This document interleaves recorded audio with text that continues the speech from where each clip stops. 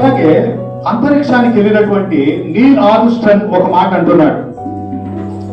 ఆయన ఏమంటున్నాడంటే, నేను మనిషిగా అంతరిక్షంలో నా చిన్న అడుగు పెట్టాను చూసారా, అది మానవాళికి ఏమవుతుందంటే గొప్ప పెద్ద అడుగై అది విస్తరించిందని చెప్పేసి అన్నాడు. ఏమంటాడు? A small step of man it will became gain clean for human kind అన్నాడు. అంటే దాని అర్థం ఏంటంటే, నేను ఒక్క అడుగు ఈ భూగ్రహాన్ని దాటి మరొక గ్రహంలోనికి నేను నా చిన్న పాదాన్ని మోపాను చూశారు. ఇప్పుడు ఏమవుతుందంటే ఇది మానవుని యొక్క ఆలోచనలు తట్టి లేపి సృజనాత్మకనిచ్చి ప్రత్యక్షతనిచ్చి ఆలోచించేదిగా చేసి అది మానవ శాస్త్రానికి ఇంకా పరిశోధన శాస్త్రానికి సాంకేతిక శాస్త్రానికి ఒక గొప్ప పునాది అవుతుంది అన్నాడు. అలా అయిందా లేదా? ఈరోజు మనం టెక్నాలజీని ఎంత వాడుతున్నాం, సైన్స్ ఎంత ఇన్ఫ్లుయెన్స్ చేస్తుంది, ప్రతి 24 గంటలకి చేంజ్ అయిపోతుందా లేదా? ఆయన అన్నమాట వాస్తవమే. అలాగే మైచెల్ లీనియర్ అని ఇంకొక వ్యక్తి కూడా ఆయన అంతరిక్షంలోకి వెళ్ళి అక్కడ జీప్ కూడా డ్రైవ్ చేశారట. ఆయన ఒక కాన్ఫరెన్స్ లో ఉన్నప్పుడు పెద్దవాళ్ళు, సైంటిస్టులు, గొప్ప వాళ్ళందరూ కూడా ఆయనతో ఉండి ఆయనకి షేక్ హ్యాండ్ అవ్వడానికి చాలా మీద మీద పడుతూ ఉంటే ఒక వ్యక్తి ఆ చెయ్యి అందబుచ్చుకుని, అబ్బా అంతరిక్షంలో అడుగుపెట్టిన గొప్ప వ్యక్తి ఒక చెయ్యిని పట్టుకున్న ఎంత ధన్యునో అన్నాడంట. ఆ మైచెల్ లీనియర్ అన్నాడంట, నా చెయ్యిని పట్టుకోవడం గొప్ప కాదు, కానీ సర్వోన్నతుడైనటువంటి దేవుడు, మహిళలో నివసించే దేవుడు సర్వ సృష్టిని కూడా తన నోటి మాటతో కలగజేసినటువంటి ఆ దేవాది దేవుడే తన సృష్టిలో మనుష్య పోలికగా రక్త మాంసాలు ధరించుకొని ఒక యొక్క కన్యక గర్భంలోకి రావడం, ఆ దేవుడు తీరుడై సాధారణమైనటువంటి మనిషిగా పశువుల పాకలో, పశువుల కొట్టెలో, పొత్తి గుడ్డలలో చుట్టబడి పరుంలో పెట్టబడటం ఎంత గొప్ప విషయమో కదా అన్నాడు. Is it right? Yes, amen. Praise to God. ఓ గొప్ప దేవాన్ని స్తుతిస్తున్నాం. నువ్వు మహోన్నతమైన దేవుడు అయ్యి మమ్మల్ని ప్రేమించావు, మా కొరకై నీవు రక్త మాంసాలకు వచ్చావు, మా కొరకై నీవు పశువుల పాక సాధారణమైన స్థితి, ఎడవబడినటువంటి స్థితి, దూరంగా ఉన్న స్థితిని కోరుకున్నావు. పొత్తి గుడ్డలతో చుట్టబడి పరుండబెట్టబడ్డావు. ఎక్కడ? పశువుల తొట్టిలో. ఎస్, ఈరోజు మన మెసేజ్ ఏంటంటే the message of manger. The message of manger అంటే పశువుల తొట్టి యొక్క వర్తమానమే ఈరోజు మనకి. వర్షిప్ అట్ మేంచర్ మనకి ప్రొక్లేమ్ చేసేది, మనకి సువార్త చెప్పేది, మనకి తెలియపరుస్తుంది ఆ పశువుల తొట్టె. ఆ పశువుల తొట్టిలో పండుకొని పెట్టబడినటువంటి ఆ మహోన్నతుడైనటువంటి వ్యక్తి గురించి మనతో మాట్లాడుతూ ఉంది. ఇప్పుడు మన సువార్తలో కూడా చూస్తే మనం చదివిన రీతిగా ఒక పాట కూడా పాడాం. ఇప్పుడు లాస్ట్ నిలబడి ఒక పాట పాడారు చూసారా? అక్కడ 5వ చరణం ఒకసారి చదువుతారా? రక్షకుడు ఉదయించినాడట. 5వ చరణం. అమ్మా, ఆనవాళ్ళు చెప్పుకొనొచ్చు. అమ్మా మీరు చదువుతున్న పేరుపోతున్నాయి. అది పచ్చకస్త వస్త్రాలతో, ఇది 4వ చరణమా?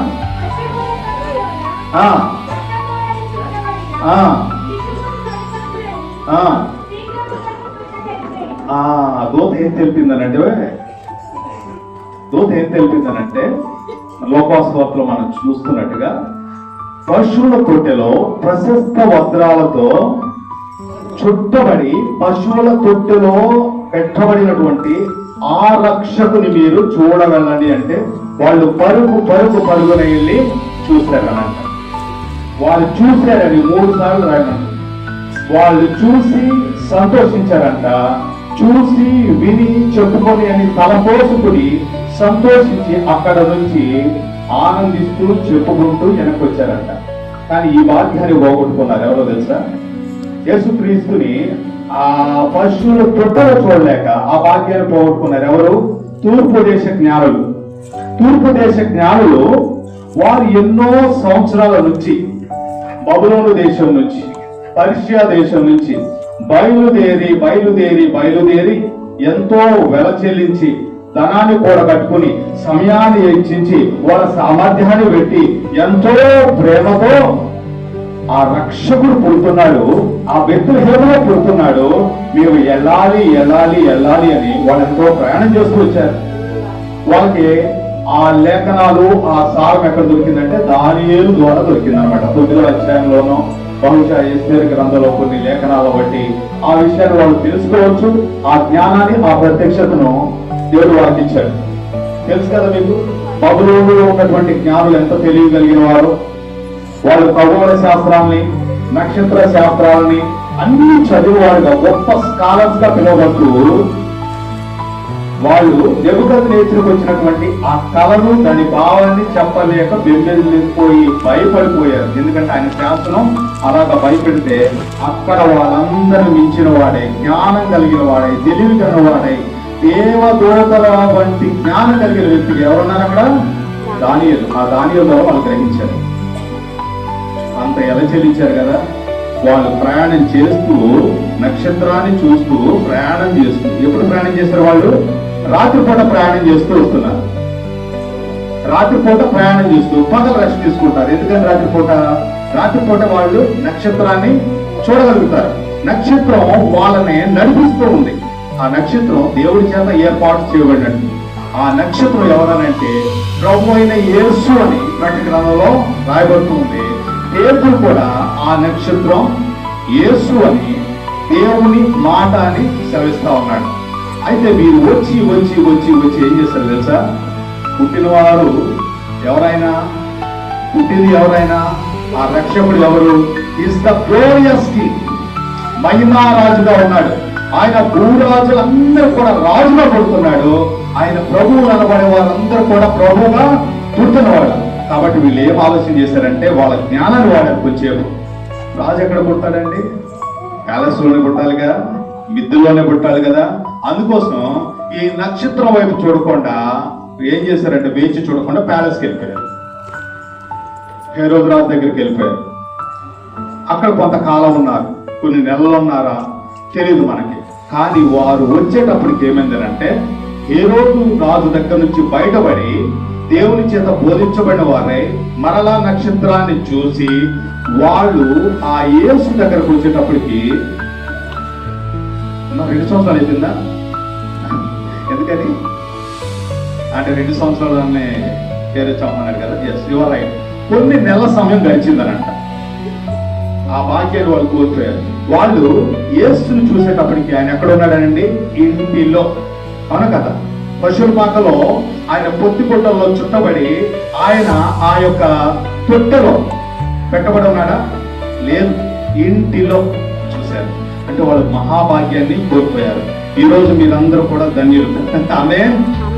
ఎందుకనంటే ఆ క్రిస్మస్ రోజున, ఈ ఆరాధన రోజున ఆయన సన్నిధికి వచ్చారు, మందిర ఆవరణలోనికి వచ్చారు, బలిపీఠములకు దగ్గరగా వచ్చారు. దేవుని సన్నిధిలో మీరు కనబడడానికి, ఆరాధించేందుకు వచ్చారు. ఆమేన్. ఆ క్రీస్తు ప్రభుని ఆరాధించుకొచ్చారు. ఆమేన్. మీరు ఆరాధించుదురు గాక. సో మనం చూద్దాం. మనం అందరం కూడా ఒకసారి బెత్లెహేం టూర్కి వెళ్దామా? నేను మిమ్మల్ని ఫిజికల్ గా తీసుకెళ్ళలేను, కానీ మన ఆత్మలోనైతే ఆలోచన చేయొచ్చు కదా. మనం కొంతసేపు బెత్లెహేం వెళ్ళామనుకుందాం, పశువుల పాకను సందర్శించామనుకుందాం. అక్కడ పొత్తి పుట్టల్లో చుట్టబడినటువంటి ఒక వ్యక్తి, చిన్న మాంసపు ముద్దగా ఆయన పరుండబెట్టి ఉండు. ఆ వ్యక్తిని మనం చూద్దాం. ఆ వ్యక్తి గురించి మనకి ఎవరు చెప్పాలి? ఇప్పుడు అక్కడ మనం అందరం వెళ్ళాం. ఆ వ్యక్తి ఇక్కడ ఆ పాకలో, పశువుల పాకలో, ఆ మేంజర్ లో ఆయన పొత్తి గుడ్డలతో చుట్టబడి చక్కటి వస్త్రాలతో ఆయన అక్కడ పరుండబెట్టబడి ఉన్నాడు. ఆయన గురించి మనకి ఎవరు చెప్పాలి? దూతలు చెప్పాలా? మరే చెప్పాలా? యేసేపు చెప్పాలా? మరి అక్కడ కాపరులు ఉన్నారో లేదో ఆ మేంజరే మనకు చెప్తుంది. ఏమనంటే నాలో ఈ పొత్తి గుడ్డలతో చుట్టబడి పెట్టబడినటువంటి ఈ వ్యక్తి ఎవరు అని అంటే, this Jesus he is the king of Kings and lord of lord, he is the son of God. ఏమంటుంది? ఆయన రాజులకు రాజు, ఆయన ప్రభులకు ప్రభు, ఆయన సర్వోన్నతుడైన దేవుని కుమారుడు. దేవుని యొక్క వాక్యంలో కూడా రాయబడి ఉంటుంది ఏంటంటే, దేవుడు తన యొక్క కుమారుడు గురించి, దేవుడు ఈ లోకానికి రక్షకుని గురించి, దేవుడు ఈ లోక రాజ్యాలను వేరే రాజుల గురించి ఆయా తరాలలో, ఆయా సమయాలలో, ఆయా యొక్క వ్యక్తులకి ప్రవక్తల ద్వారా చెబుతూనే ఉన్నాడు. ఆ రక్షకుడు, ఆ ప్రభువు, ఆ దేవుని కుమారుడు ప్రత్యక్షమవుతూనే ఉన్నాడు. ఎప్పుడు మొదలుకొని 6000 సంవత్సరాల మానవ చరిత్రలో మొదటి దినం మొదలుకొని నేటి వరకు ఆయన ప్రత్యక్షమవుతూనే ఉన్నాడు. ఆమేన్. ఆయన ప్రత్యక్షమవుతూనే ఉన్నాడు. మనం గమనిద్దాం, మనం ఆ పరిశీలన చేద్దాం. ఈరోజు దేవుని వాక్యం మనకు సెలవిస్తా ఉంది. మత్తయి సువార్త మొదటి వచనం చూస్తే 1వ అధ్యాయంలో, అబ్రహాము కుమారుడకు దావీదు కుమారుడైన యేసుక్రీస్తు వంశావళి. తర్వాత మనం లూకా సువార్తలోకి వెళ్ళి ఈ వంశావళి కనుక మనం చూడగలిగితే అక్కడ రాయబడి ఉంటుంది ఏంటంటే, ఆ వంశావళి అనేది ఎక్కడ నుంచి? ఆదాము గారి దగ్గర నుంచి రాయబడి ఉంటుంది. యేసుక్రీస్తుతో మొదలయ్యి అది ఎక్కడి నుంచి వెళ్తుందండి? ఆదాము వరకు రివర్స్ లో వెనక్కి వెళ్తుంది. ఇక్కడ ఎక్కడి నుంచి వస్తుంది? అబ్రహాముతో మొదలెట్టి ఈ క్రీస్తు వంశావళి యేసు వరకు వచ్చింది. లూకా సువార్తికుడు ఆయన ఎక్కడ మొదలెట్టాడు? యేసుక్రీస్తు నుంచి ఎక్కడికి వెళ్ళాడు? ఆదాము వరకు వెళ్ళిపోయాడు. అంటే దేవుడు పరిశుద్ధ లేఖనాల్లో మనకు యేసుక్రీస్తు యొక్క ప్రత్యక్షత ఏ రీతిగా తెలియజేస్తున్నాడని అంటే, మత్తయి ఆయన చెబుతా ఉన్నాడు, ఆయన చదువుకున్నవాడుగా ఉన్నాడు, ఆయన ట్యాక్స్ కలెక్టర్ గా ఉన్నాడు.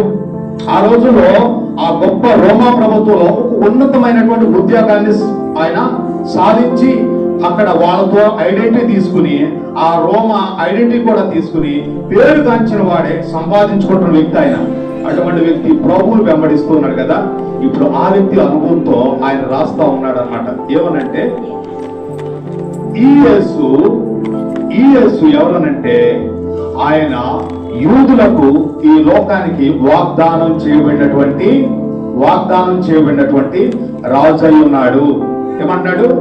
వాగ్దానం చేయబడినటువంటి రాజు. మత్తయి సువార్తకు చెబుతున్నాడు. మత్తయి సువార్తలో మనం చూస్తే యేసుక్రీస్తు ఒక రాజ్యాన్ని తీసుకొచ్చాడనని, ఆ రాజ్యంలోకి మనందరినీ పిలుస్తూ ఆయన సువార్త చేస్తున్నాడని, ఆయన పరలోక రాజ్యాన్ని అనుగ్రహిస్తున్నాడని మత్తయి సువార్త అంతా కూడా రాయబడం. అంటే మత్తయి సువార్తకు మనం ఏం చెప్తున్నాడు?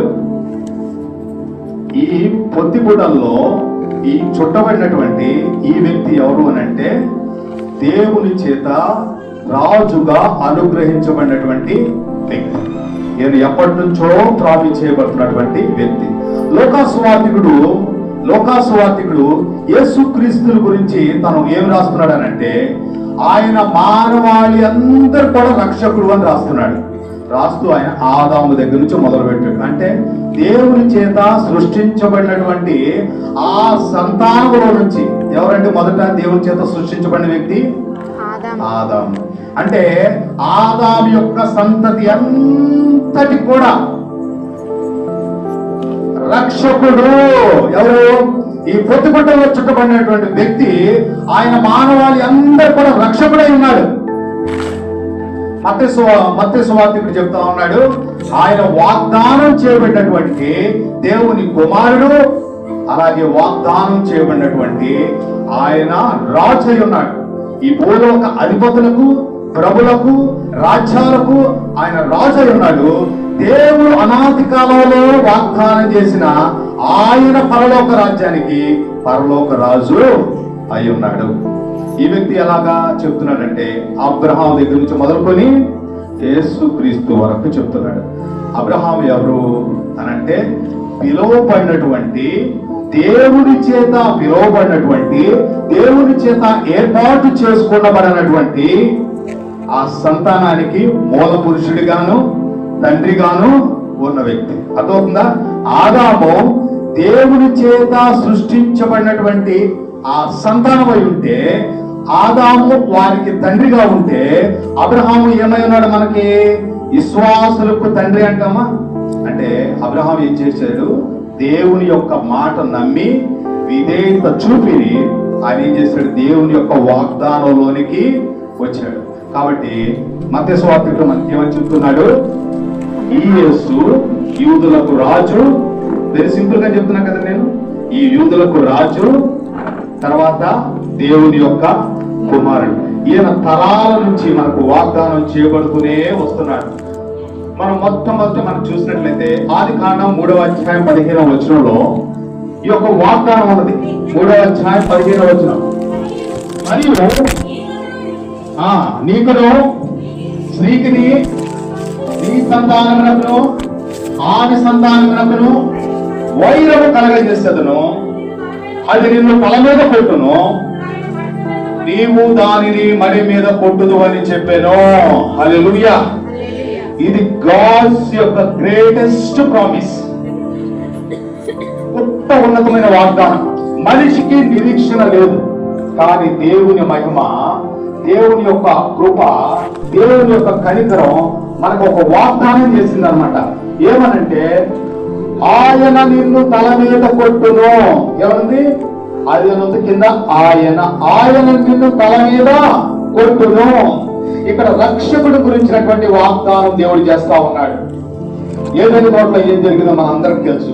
దేవుడు 6 దినాలు తాను ఎంతో ప్రేమించి ఎవరిని 6వ దినాన్న చివరి సమయంలో తాను తన పోలికలో సృష్టించుకోబోయే వ్యక్తిని ప్రేమించి ఆ మనిషి భూలోకంలో జీవించడానికి ఏమేమి కావాలో సమస్తాన్ని సమకూర్చాడు. మొదటి రోజు, 2వ రోజు, 3వ రోజు, 4వ రోజు, 5వ రోజు, 6వ రోజు కూడా మధ్యాహ్నం వరకు ఏమేమి కావాలో సర్వాన్ని సృజించి 7వ రోజు ఏం చేశాడు? ఏమంటున్నాడు? మన పోలికన మన స్వరూపమందు నరుని చేయుదము. దేవుడు ఏమంటున్నాడు? దేవుని పోలిక యందు దేవుని స్వరూపంలో పురుషునిగాను స్త్రీగాను మనం చేయబడినమాట. సంతోషం. ఆయన ఏం చేశాడనంటే మనందరినీ కూడా అంతగా ప్రేమించాడు. ఆదామునందు మనందరినీ కూడా దేవుడు ఆదామునందు అంతగా ప్రేమించాడు. దేవుడు ఈ సృష్టిని ఇలా ఉండాలని అనుకోలే. దేవుడు ఈ సృష్టి ఇలా పాపంతో ఉండాలనుకోలేదు, దుష్టత్వంతో ఉండాలనుకోలేదు, పడిపోయిన స్థితిలో ఉండాలనుకోలేదు, ఆత్మీయ అంధకారంలో ఉండాలనుకోలేదు, శపించబడిన స్థితిలో రోగంతో నిరీక్షణ లేకుండా ఉండాలని దేవుడు అనుకోలేదు. దేవుడు సృష్టించినప్పుడు సృష్టి అంతా ఎలా ఉందనంట? ఆయన ప్రతిరోజు చూసి ఏమన్నాడు? సృష్టి చేసి ఇది మంచిగా ఉంది, ఇది మంచిగా ఉంది. చివరిసారి ఏమన్నాడు? 7వ సారి సృష్టి అంతా కూడా 1:31 అనుకుంటా ఏమన్నాడు? అది చూడండి. దేవుడు తాను చేసినది యావత్తును, అంటే 6 దినాల సృష్టి అంతటిని చేసిన తర్వాత చూసినప్పుడు, oh it's very good, nothing is left. అంటే ఏది రూపు లేకుండా, మంచిగా కాకుండా సమస్తం కూడా చాలా మంచిగా ఉందంట. ఆ మంచి దాంట్లో దేవుడు ఏం చేస్తుంది తెలుసా? ఆ శ్రేష్టమైన దాంట్లో దేవుడు ఏం చేస్తుంది తెలుసా? అక్కడ శ్రేష్టమైన బంగారం కూడా ఉందంట.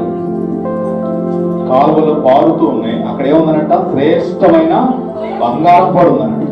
అయితే ఆ ప్రాంతంలో దేవుడు పెట్టుకున్నాడు తన పోలికలో, తన స్వరూపములో దేవుడు తాను ప్రేమించి ఈ మహా సృష్టికి మగుడంగా చేసుకున్నటువంటి వ్యక్తిని అక్కడ పెట్టుకున్నాడు. ఆ మనిషితో వచ్చి సహవాసం చేస్తా ఉన్నాడు. ఆ మనిషికి ఇంకొక సాటి అయిన సహాయం ఇస్తే మంచిదని, అయ్యో సంతోషంగా లేదే, ఒంటరిగా ఉన్నట్టున్నాడు, ఇతనికి సాటి అయిన సహాయం కావాలని ఒక హెల్పర్ని తన యొక్క భార్యగా క్రియేట్ చేశాడు దేవుడు, తనలో నుంచి తీసి. మంచిది. ఆ కుటుంబం అక్కడ దేవునితో, దేవుని సన్నిధిలో సహవాసం చేస్తా ఉన్నారు. ఈ దుష్టుడైనటువంటి వ్యక్తి సాతానుడు శపించబడిన వాడై వాడు ఏం చేశాడు, వాళ్ళ మధ్యలోకి వచ్చి వాళ్ళ యొక్క పతనాన్ని కోరిన వాడై దేవుడు ఏదైతే ఆజ్ఞాపించాడో అది అతిక్రమించేటట్టుగా, పాపం చేసేటట్టుగా, దేవుని యొక్క ఉగ్రత అవ్వచ్చు, దేవుని యొక్క తీర్పు అవ్వచ్చు, వాళ్ళు చేసినటువంటి పాపం మీదకి వచ్చేటట్టుగా వాడు వాళ్ళ మనసుల్ని చెరిపి, దేవుడు వాళ్ళ ఆలోచనలో పెట్టినటువంటి మంచి ఉద్దేశాలని చెరిపి, దేవుణ్ణి ప్రేమించుకోలేదు మిమ్మల్ని అని ఒక చెడ్డ వ్యక్తిగా చూపించి ఏం చేశాడంటే పాపం చేసేదాన్ని కారకుడయ్యాడు. ఇప్పుడు ఆ పాపం చేశాడు ఆదాం ఏం చేశాడు, పాపం చేశాడు. అవ్వం ఏం చేసింది, పాపం చేశాడు. దేవుడు 9వ వచనంలో మనం చూస్తే ఏం చేస్తున్నాడు, దేవుడైన యెహోవా ఆదామును పిలిచి, ఓ ఆదాం వేర్ ఆర్ యు? దేవుడికి తెలియదు ఆదాం ఎక్కడున్నాడు. ఆదాం ఎక్కడున్నాడు? వాళ్ళు సిగ్గు ఎరిగిన వారై బైబిల్ తెచ్చుకొని కచ్చడాలు కట్టుకుని ఆకులు వాళ్ళు ఏం చేశారు, వస్త్రాలు అవి కట్టుకున్న వారై దూరంగా వెళ్ళిపోయి చాటుగా దాక్కుని దేవుని సన్నిధికి రాలేని వారిగా భయపడుతున్న వారు ఉన్నారు. అంటే పాపం ఎంత ఘోరమైందో చూసారా? పాపం అనేది ఒక వ్యక్తి లాంటిదే. పాపం అనేది ఒక వ్యక్తిత్వం కలిగిందే. పాపం అనేది ఏలువాడు చేసేది. పాపం అనేది లోపరుచుకునేది. పాపం అనేది మనిషికి దుష్టత్వాన్ని కలిగించేది. పాపం అనేది మనిషిని శిక్షించేది. పాపం అనేది దేవుని యొక్క ఉగ్రతను, దేవుని యొక్క తీర్పును, దేవుని యొక్క పనిష్మెంట్ ని మనిషి మీదకి తీసుకొచ్చేది. ఈ పాపం మరేమో కాదు కానీ ఆ సర్పమైనటువంటి సాతాను మనుషుల్ని కాటేసి మనుషులు పెట్టినటువంటి విషమే. కాదు కాదా? దేవుని మహిమా స్వరూపమై ఉన్నారు. ఈ సృష్టి అంతటికి మగుటమై ఉన్నారు. దేవుడు ఎంతో ప్రేమించి పరలోకాన్ని వీడి, దేవుని వీడి, ఆయన మహిమా సింహాసనాన్ని వీడి వాళ్ళ మధ్యలోనికి ప్రతిరోజు వస్తున్నాడని లేఖనం చెప్తుందా? వచ్చి సహవాసం చేస్తున్నాడని చెప్పిందా? ఈ దుష్టుడైనటువంటి అపవాది వాడు నిలువెల్లా విషంతో నిండిన వాడు ఏం చేశాడనంటే ఆ మహిమను వాళ్ళు కోల్పోయేదానికి కారకుడయ్యాడు. అందుకే దేవుడు ఏం చేస్తాడు తెలుసా? ఇదంతా ఎరిగిన వాడే పరలోకంలో కూర్చున్నాడా? సింహాసనం మీద కూర్చున్నాడా? లేదు. వీళ్ళు సిగ్గులు ఎరిగి వీళ్ళు భయం తెచ్చుకుని అయ్యో ప్రభువా అని అరవాలని చూస్తున్నాడా? లేదు. తను తాను తగ్గించుకున్నాడు, తను తాను అణుచుకున్నాడు. దీనంతటి కారణం ఏమై అంటారు? దేవుని ప్రేమ. అవునా కదా? దేవుని ప్రేమ, ఆయనకున్నటువంటి ఆ యొక్క కరుణ, దేవుని యొక్క కృప ఏం చేసిందనంటే ఆయన సింహాసనం మీద కూర్చోలేదు. ఏదైనా తోటకు నడిపించింది. ఆదాము వాళ్ళు ఎక్కడైతే పడిపోయారో పాపం చేసి, ఎక్కడైతే వాళ్ళు దేవుని యొక్క మహిమను కోల్పోయిన వారిగా వాళ్ళు శరీరంలో ఉన్నారో, ఎక్కడైతే సిగ్గు అవమానం అంటూ నిరుత్సాహం అంటూ వాళ్ళు ఓడిపోయిన స్థితిలో ఉన్నారో, అపవాది చేత కొట్టబడిన స్థలంలో ఉన్నారో, దేవుడు ఎత్తుక్కుంటూ వచ్చి ఆదామా, ఒక సేవకుడు అన్నాడు, ఓ ఆదామా, ఓ నా చక్కనైన కుమారుడా, నువ్వెక్కడయ్యా? అవునా? ఆదాం ఏమని పిలువబడుతున్నాడు లేఖనాల్లో? దేవుని కుమారుడు, దేవుని పోలిక, దేవుని సృష్టి, దేవుని యొక్క మొదటి చేతి పని. అవునా కదా? మన చేతులతో ఎంత అందంగా సృష్టించుకుంటా ఉంది ఏదైనా. దేవుడు అంటాడు వేర్ ఆర్ యు అంటే నువ్వెక్కడ ఉన్నావు? ప్రియమైన దేవుని సంగమా, సహోదరులారా, సహోదరులారా, ఎవరు బిడ్డలారా, మీరు ఒక్కసారి ఆలోచించండి. మీరు ఎక్కడ, ఏ స్థలంలో, ఏ స్థితిలో మీరు దేవుని యొక్క మహిమను కోల్పోతున్నారు? దేవుడు ఆజ్ఞాపించింది అతిక్రమిస్తున్నారు. దేవుని యొక్క సన్నిధిని కోల్పోతున్నారు. ఆయన కృపల నుంచి వైదొలుగుతున్నారు. దేవుడు ఈ సృష్టి అంతా ఏలడానికి కాదు మనల్ని నిర్మించుకుంది, మనల్ని ఆశీర్వాదకరంగా ఉండడానికి కాదు, సంతోషంగా ఉండడానికి కదా ఆయన పిలిచింది. ఆయన సహవాసాన్ని ఇవ్వడానికి కదా ఆయన పిలిచింది. ఆయన సన్నిధికి ఎప్పుడు మనల్ని రమ్మంటాం కాదు, ఆయన ఇస్తున్న ఇన్విటేషన్. మనం ఎక్కడ ఏది పోగొట్టుకుంటున్నావో మనం ఆలోచన చేయాలి. దేవుడే దేవుడే దేవుడైన యెహోవా మనల్ని ప్రేమించేవాడుగా ఉన్నాడు, దిగొచ్చేవాడుగా ఉన్నాడు. ఆదామా ఏమన్నాడు? ఆదామా నీవెక్కడ? ఆదామా నీవెక్కడ? దేవుడు మనిషితో మాట్లాడుతున్నాడు. ఈ ఆదాము సృష్టించుకున్నప్పుడు దేవుని కుమారుడయ్యాడు. పతనమైనప్పుడు ఆదామే అయ్యాడు. ఏమయ్యాడమ్మా? ఆదామే అయ్యాడు. మట్టి మనిషి అయిపోయాడు, ప్రాణంతో ఉన్న మనిషి అయిపోయాడు. దేవుని జీవాన్ని పోగొట్టుకున్నాడు, దేవుని ఆత్మను పోగొట్టుకున్నాడు. దేవుడు అన్నాడు, ఆ పండు తిన్న నీవు నిత్యముగా చచ్చదవు. ఆత్మలో చచ్చిపోయాడు, శరీరంలో చావలేదు, కానీ శరీరానికి కూడా మరణం వచ్చింది. కానీ దేవుడు అన్న ఆ ఒక్క దినంలో చచ్చిపోయాడు. దేవుని దృష్టిలో ఒక్క దినం అంటే ఎంతమ్మా? 1000 సంవత్సరములు. దేవుని సమయంలో చనిపోయాడు ఆదాం గారు. దేవుడు మన సమస్తాన్ని కోల్పోయినా సరే, దేవుడు ఇచ్చింది సమస్తాన్ని నష్టపరుచుకున్నా సరే, సాధారణ మనల్ని చీకటి కళలో నెట్టివేశాడు, అనాథానికి నెట్టివేశాడు. నిరుత్సాహంతో మన ఏ పరిస్థితిలో, కుటుంబంలో, ఉద్యోగాల్లో, లేకపోతే చదువుల్లో, ఏ పరిస్థితుల్లో సమాజంలో అయినా సరే, అంటే తన రాకపోవడానికి అంటే ఏ నిరీక్షణ లేదు అన్న స్థితిలోనికి మన సాధారణ చేత పొట్టబడి వెళ్ళిపోయామన్నా సరే, అటువంటి మనిషి ఎవరైనా సరే దేవుడు ఏం చేస్తున్నాడు? మన స్థితి ఎరిగే, మన ఉన్న స్థితిలోనే మనల్ని దర్శించడానికి ఇష్టపడే వ్యక్తిగా ఉన్నాడు, ప్రేమించే వ్యక్తిగా ఉన్నాడు. ఆదామా అంటూ తన కుమారుని పిలిచినట్టు పిలవలేదు, కానీ నువ్వు మనిషిగా పడిపోయిన వాడిగా, ఆత్మని, జీవాన్ని, సమస్తాన్ని కోల్పోయిన వాడిగా ఉన్నా నిన్ను ప్రేమిస్తున్నా, నేను నిన్ను ఎదుగుతూ ఈ సన్నిధికి నేను వస్తా ఉన్నా. This is the first gospel. అవునా కాదా? దేవుడే మనిషిని ఎతకడం అనేది మొట్టమొదటి సువార్త. ఎవరికి ఆరంభమైంది? ఎవాంజలిస్ట్ ఆరంభమైందా? లేదు. మిషనరీకి ఆరంభమైందా? లేదు. అపోస్తలులకు ఆరంభమైందా? లేదు. సర్వోన్నతమైన దేవుడు ఆ మహిమా సింహాసనాన్ని గెలవడంతో ఆరంభమైనటువంటి సువార్త.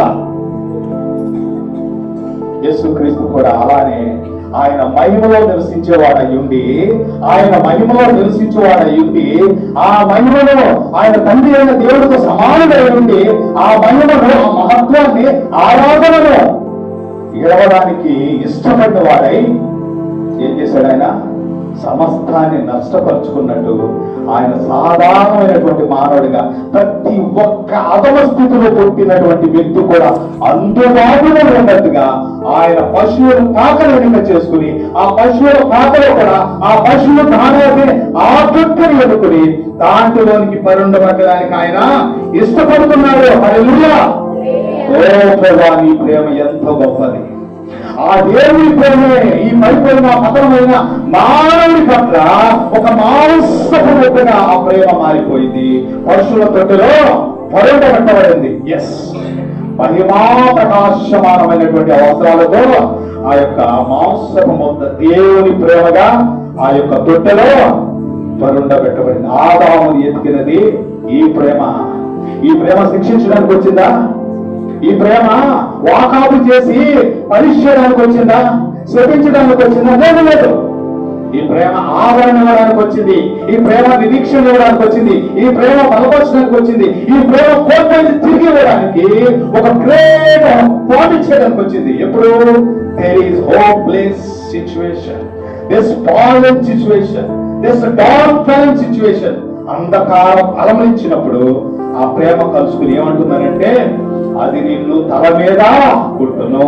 The seed of women, the virgin born saviour, స్త్రీ సంతానం, కన్యకి అయినటువంటి స్త్రీ గర్భాన పుట్టినటువంటి ఆ యొక్క రక్షకుడైన యేసు, ఆయనే మానవుణ్ణి ఆ పతన స్థానానికి దిగదార్చినటువంటి ఆ దుష్టుడైన సాతాన్ని తనలో చితకదొక్కువాడు. ఆమేన్. చితకదొక్కాడు లేదా? చితకదొక్కాడు. ఏదైతే సాతానుడు ఆదాముని మోసం చేసి ఆదాము చేతిలో నుంచి దేవుని కుమారత్వం లాగేసుకున్నాడు.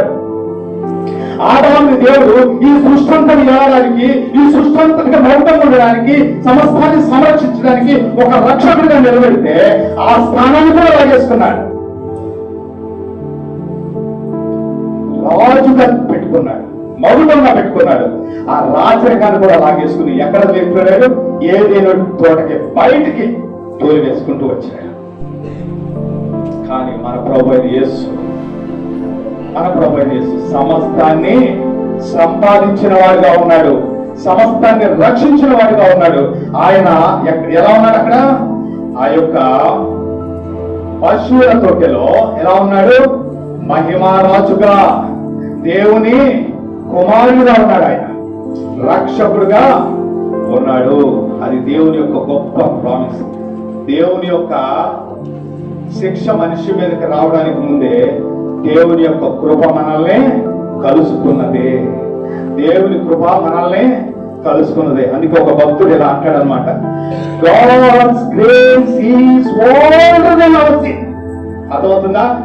దేవుని యొక్క కృప మన పాపము కంటే ఎంతో ముందు ఉన్నది. ఎప్పటి నుంచి ఉంది? సమయం లేని కాలాల్లో ఆ యుగ యుగాలు తరతరాల నుంచి మహిమలో నివసిస్తుంది. యేసుక్రీస్తు ప్రభు మన మధ్యలోకి ఎలా వచ్చాడు? కృపా సత్య సంపూర్ణంగా వచ్చాడంట. అంటే fullness of grace, fullness of truth. ఆ రీతిగా ఆయన మన మధ్యలోనికి వచ్చాడు. ఈ రీతిగా అనాది కాలం నుంచి 6000 సంవత్సరాల నుంచి వాగ్దానం చేయబడినటువంటి రక్షకుడు గాను, దేవుని కుమారుడు గాను, రాజు గాను మన ప్రభు యేసుక్రీస్తు ప్రత్యక్షమవుతూనే ఉన్నాడు. అవునా కాదా? నమ్ముచున్నారా? లేఖనాలు చెబుతున్నాయా? లేఖనాలు ఎంతో స్పష్టంగా చెబుతున్నాయి. ఈ లేఖనానికి ఎంతో ఆధారం ఉంది. ఈ లేఖనాల యొక్క ఆధారాన్ని నేను చూసినప్పుడు బిబ్లికల్ టెస్ట్ ని చూశాను అనమాట.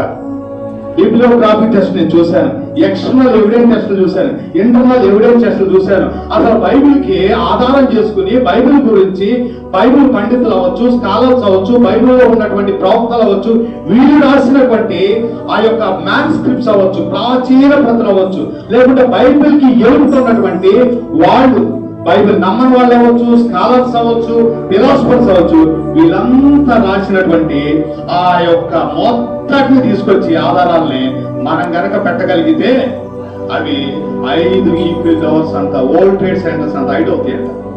అంటే అంత ఆధారం. ఈ బైబిల్ లేఖనం ఎప్పుడు రాశారనేది కూడా చూసినప్పుడు యేసుక్రీస్తు తదనంతరం 30 సంవత్సరాల నుంచి 50 సంవత్సరాల లోపే మొత్తం రాయబడ్డాయి. కాబట్టి ఆ ముందుగా అంత ఆధారం ఉంది. ఈ బైబిల్ లేఖనం కూడా మనకి అంత గొప్ప వాగ్దానాన్ని చేస్తా ఉన్నది. తర్వాత ఇక్కడ మనం చూస్తున్నాము, ఇక్కడ ప్రామిస్ చేయబడింది ఏంటి? Women seed, offspring of women. ఆ యొక్క స్త్రీ సంతానంలో నుంచే ఆ రక్షకుడు ఉదయిస్తాడు. స్త్రీ సంతానంలో నుంచే ఆ యొక్క దేవుని కుమారుడు ఉదయిస్తాడు. స్త్రీ సంతానంలో నుంచే ఆయన మహిమారాజుగా వచ్చేవాడుగా ఉన్నాడు. He is none other than our Lord Jesus Christ. మన ప్రభు అయినటువంటి యేసుక్రీస్తు. ఆయన ఎలా పుట్టాడనంట? ఒక చక్కటి మాట ఉంటుంది, చూద్దామా? మత్తయి సువార్తలో 16వ వచనం 1:16. యాకోబు మరియ భర్త అయిన యోసేపును కనెను, ఆమె యందు క్రీస్తు అనబడిన యేసు పుట్టెను. ఆమె యందు women seed, virgin Born Christ. అవునా? కన్యకైనటువంటి మరియకు పుట్టిన క్రీస్తు వాగ్దానం చేయబడినవాడు. ఎప్పుడు వాగ్దానం చేయబడ్డాడు? 4000 సంవత్సరాల క్రితం ఆయన వాగ్దానం చేయబడ్డాడు. వాగ్దాన సమయంలోనికి ఆయన ప్రవేశించాడు. హల్లెలూయా. మనకు రక్షకుడు నేడు పుట్టి ఉన్నాడు. ఓ, మనందరూ కూడా గొప్ప సంతోషాన్ని తీసుకొచ్చాడు. ఇది లోకమంతటి కూడా మహా సంతోషకరమైన విషయం. ఆమేన్. అవునంటారు కదా? సంతోషకరమైన విషయమేనా? ఎస్. ఈ దినము మనంతా కూడా ఆనందించాలి. ఎందుకనంటే మన రక్షకుని బట్టి ఈ దినం మనందరూ కూడా ఆనందించాలి. ఎవరిని బట్టి అంటే మన రక్షకుడైనటువంటి యేసును బట్టి. ఈయన ఎవరనంట? మానవ యొక్క సంతానంలో ఆదాము తరంతో ఆరంభమైనటువంటి, దేవుడి చేత సృష్టించబడినటువంటి తరానికి తండ్రిగా ఉన్నటువంటి ఆదాము ద్వారా ఆ సంతానంలో నుంచి వచ్చినటువంటి ఒక గొప్ప రక్షకుడుగా ఉంటే, దేవుడు వాగ్దానం చేసినటువంటి తన కుమారుడిని, ఆ యొక్క మహిమారాజుని ఏం చేశాడు తెలుసా? వాగ్దానం చేసినటువంటి, పిలువబడినటువంటి ఆ తరానికి తండ్రిగా ఉన్నటువంటి అబ్రహాము సంతానంలో నుంచి తీసుకొచ్చాడు తన యొక్క శక్తి ద్వారా. ఏమని పిలువబడుతున్నాడు? యేసుక్రీస్తు అబ్రహాము కుమారుడు. ఏమని పిలువబడుతున్నాడు? Son of Abraham, son of Abraham. ఒకసారి వాగ్దానాన్ని మనం చూద్దామా? అబ్రహాంకి దేవుడు చేసిన వాగ్దానం జెనసిస్ 12, ఆదికాండము 12వ అధ్యాయము, ఆదికాండము 12వ అధ్యాయము మొదటి రెండు వచన. నీ దేశం నుండి, నీ బంధువుల యొద్ద నుండి, నీ తండ్రి నుండి బయలుదేరి నేను నీకు చూపించు దేశమునకు వెళ్ళుము.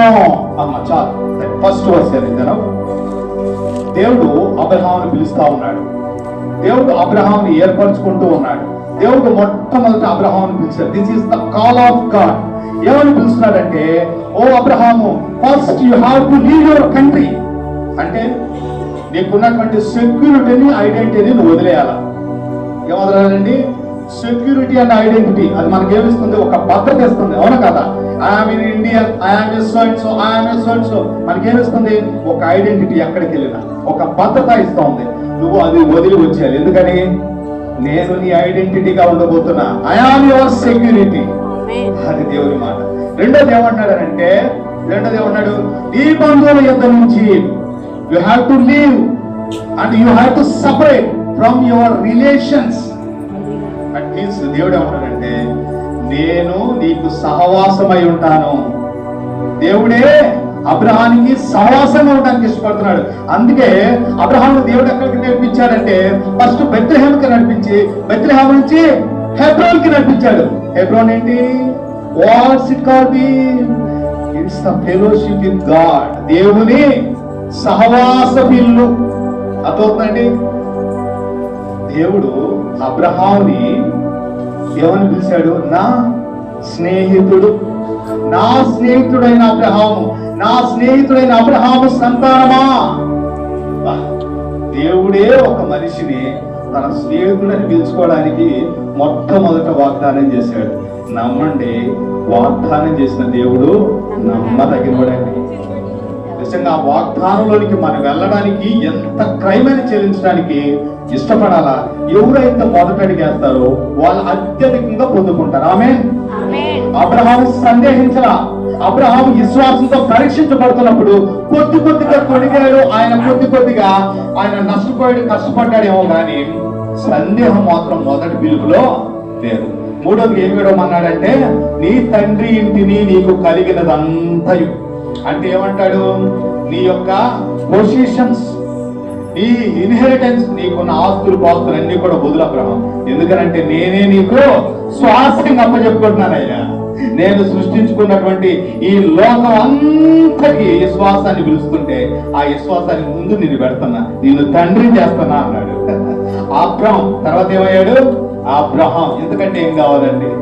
దేవుడి చేత ఇంతకంటే ఒక వ్యక్తి అధికంగా దీవించగలుగుతాడా?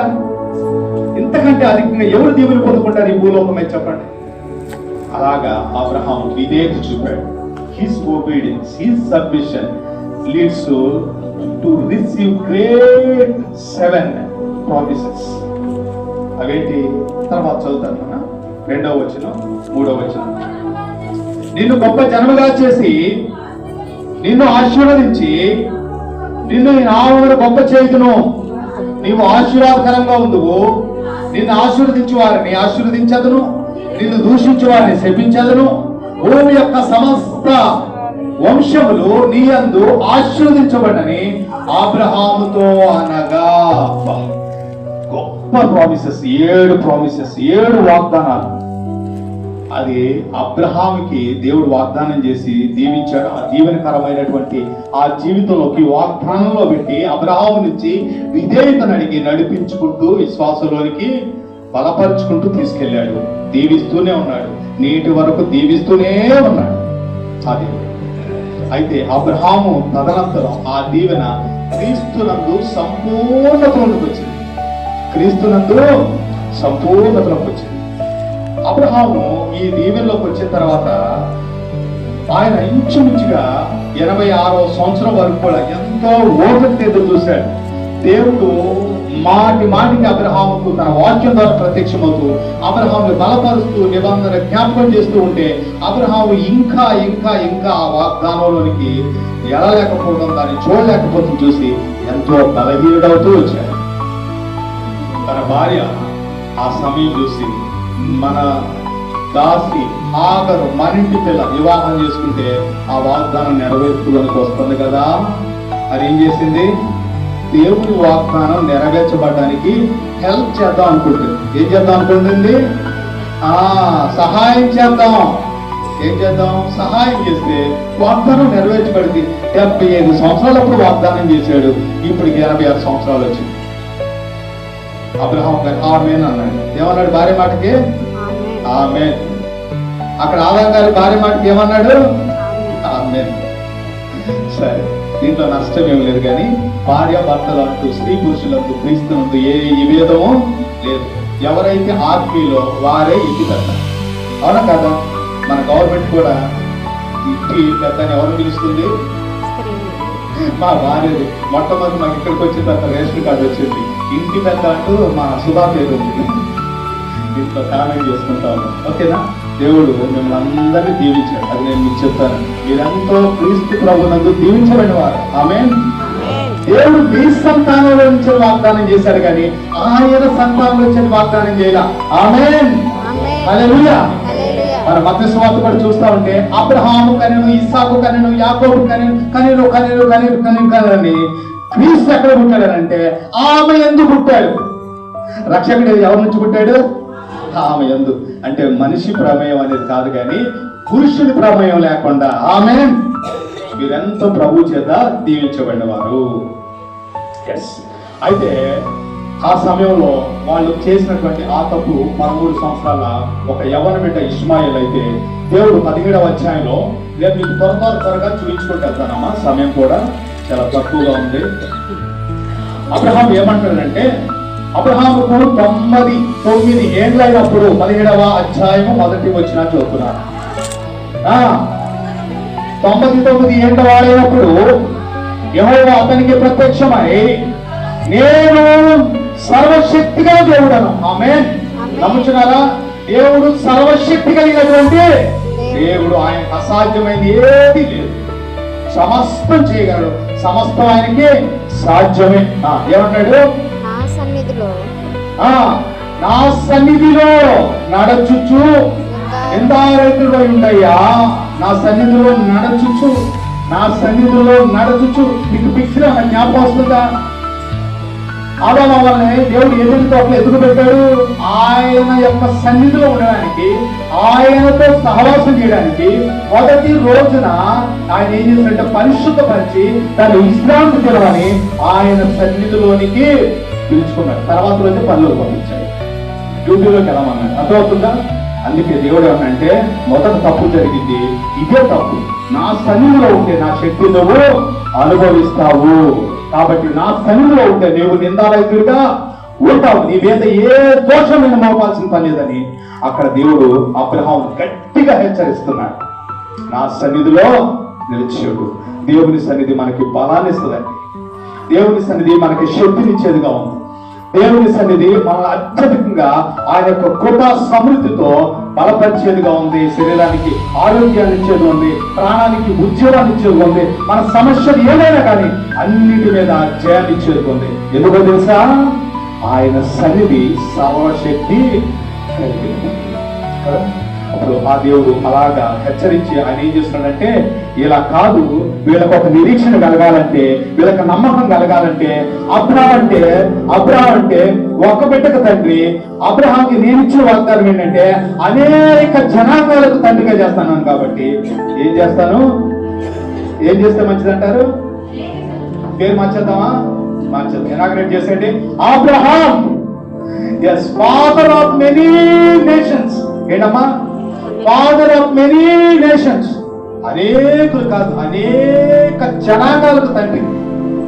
ఎవరైతే క్రీస్తునందు విశ్వాసం ఉంచుతారో మొట్టమొదటి వ్యక్తి అబ్రహాము విశ్వాసంలోకి వెళ్ళిపోయి అబ్రహాము శిరసత్వం కింద ఉన్నట్టుగా ఏమని పిలువబడుతున్నాడు? తండ్రి.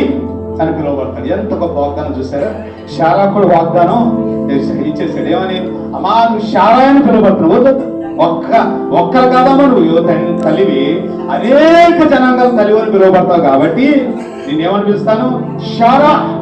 బాగుంది కదా ఇది? దేవుడు ఎంత బ్లెస్ చేస్తున్నాడు చూసారా?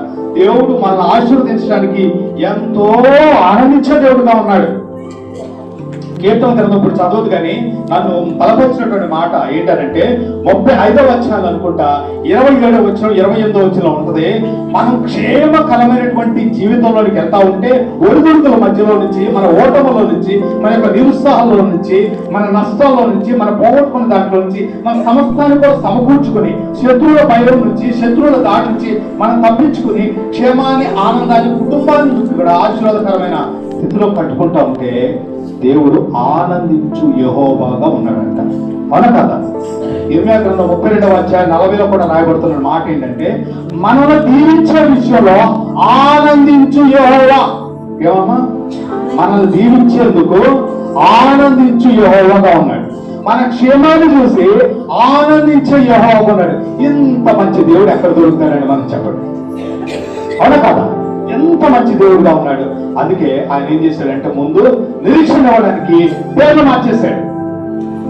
వాగ్దానం ఉంది, వాగ్దానాన్ని స్థిరపరిచాడు. ఇంకా ఏం చేశాడంటే, నిరీక్షణలోకి నడపడానికి వాగ్దానం విషయమైనటువంటి పేరులని మార్చేశాడు. కానీ అబ్రహాం గారు ఏమంటాడంటే, నవ్వుకుంటున్నాడంట లోపల. 100 ఏళ్ళు వచ్చినాయి నాకు, 17వ వచనం, 90 ఏళ్ళు నా భార్యకు వచ్చినాయి. ఏమంట? మేము బిడ్డలు కలిగి అనేక జనాంగాలకు తల్లిదండ్రులుగా పిలువబడతామంట అని నవ్వుకున్నాడు.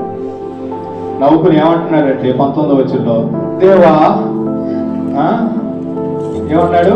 ఈ ఇస్మాయిల్ ఉన్నాడే, ఈ ఇస్మాయిల్ నీ సన్నిధిలో బ్రతుకునా, అనుగ్రహించవా, వాడికి క్షేమాన్ని ఇవ్వవా, దీవెనివ్వా అన్నాడు. అంటే నాకు ఒక బిడ్డని ఇస్తానని ఇప్పుడే ఇస్మాయిల్ చంపేస్తామేమో, ఎందుకంటే మేము తప్పు చేసి ఆ బిడ్డను కన్నావని. మహాండి బ్రతకనివయ్యా. కానీ దేవుడు ఏమన్నా తెలుసా? నిశ్చయముగా ఏమన్నాడు? నీ భార్యని చాలా నిశ్చయంగా నీకు కుమారుని కన్ను.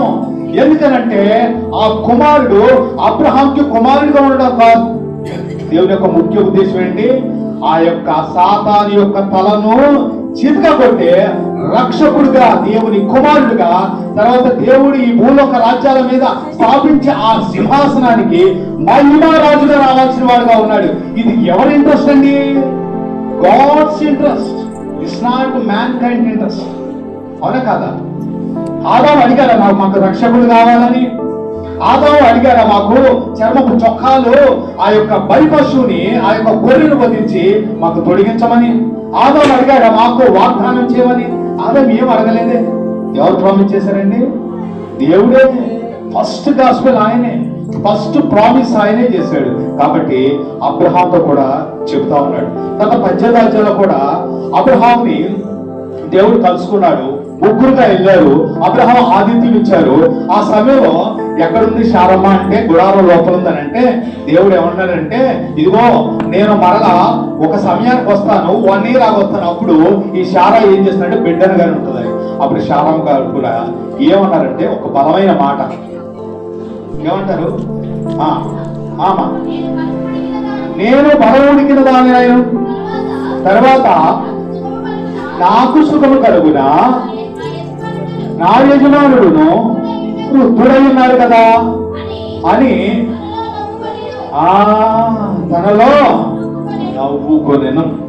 ఇద్దరు నవ్వుకుంటున్నారండి దేవుని మాటలకి. వాగ్దానం ఉంది, నిబంధన ఉంది, విధేయత ఉంది వాళ్ళకి. కానీ నిరీక్షణ విషయంలో మామూలు విషయం కాదండి నిరీక్షణ ఉంచడం అంటే. అబ్రహాము ఊరికే జనాంగాలకి తండ్రిగా లేడు, విశ్వాసులకి తండ్రిగా లేడు. అర్థమవుతుందా? ఎందుకనంటే నిరీక్షించడం. ఆయన 75 సంవత్సరాలు ఉన్నప్పుడు పిలువబడ్డాడు. ఎంతో ఆయన వదిలేసుకుని వచ్చాడు. 3 అంతస్తులు ఇల్లంట ఆ రోజుల్లో. ఎంతో గొప్ప కుటుంబం, సంపన్నుడు, అందరినీ వదిలేసుకుని వచ్చాడు కదా. మరి నిరీక్షణ చూస్తే ఎంత కాలం అవుతుంది? అందుకే దేవుడు ఏమాట అన్నాడు? 14వ వచనం, యెహోవాకు అసాధ్యమైనది ఏదైనా ఉన్నదా? చాలు. ఏమంట? యెహోవాకు అసాధ్యమైనది ఏదైనా ఉన్నదా? ఉందంటారా?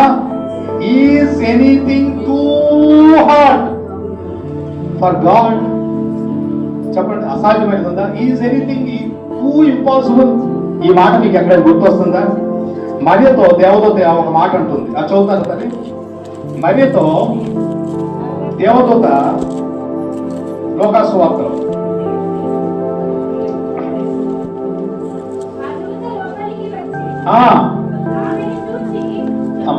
Just wait, 37, 38.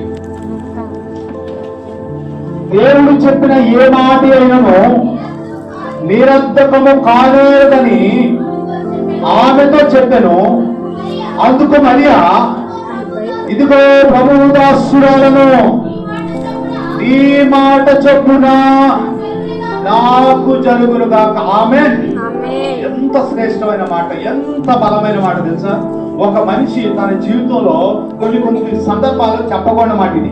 ఎందుకనంటే దేవుడు అంత గొప్ప క్రయాన్ని, అంత గొప్ప వెలని తన యొక్క మాటలోకి రావడానికి, వాగ్దానంలోకి రావడానికి ఆయన మనకి పిలుస్తా ఉంటాడు.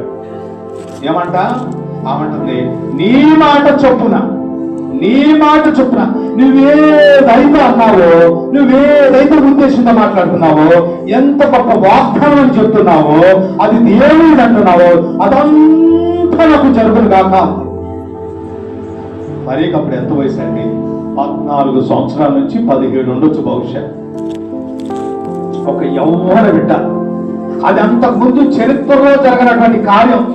ఒక కన్యక గర్భవతి అవ్వటం, ఒక కన్యక ఒక శిశువుకి, అది ఒక మగ శిశువుకి, అది ఒక దేవాది దేవుడే ఆయన మాంసపు మొత్తై ఒక గర్భంలోనికి ఆయన రూపు దాల్చి ఆయన సృష్టించబడుతూ ఆయన ఈ భూమి మీదకి రావాలి అనుకోవటం.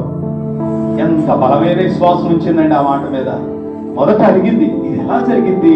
నేను కన్యకను కదా అంటే, ఆ దూత దేవుడు చెప్పిన ఏ మాట అయినా నిరర్థకమవుతుందా అన్న ప్రశ్న. నిరర్థకము కాదు కదా, ఇది మీ మాట. నిరర్థకమవుతుందా? కాదు కదా, కాదు.